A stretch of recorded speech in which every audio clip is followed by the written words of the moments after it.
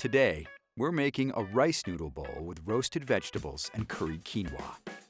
This delicious, colorful dish is a healthy and hearty addition to any menu. These gluten-free rice noodles will serve as the base of this dish. They've been soaked about 10 minutes.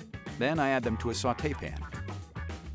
Combine the noodles with Knorr Professional Liquid Concentrated Vegetable Base.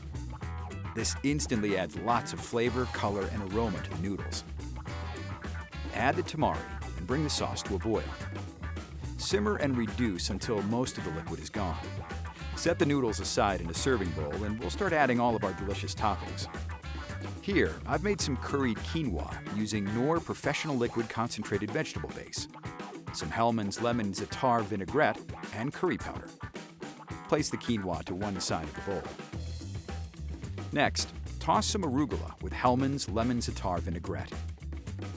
Place some of the dressed arugula on the noodles.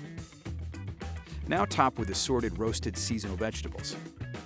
Here, I have some beets, roasted fennel, some delicata squash, and roasted carrots, and some pickled peppers.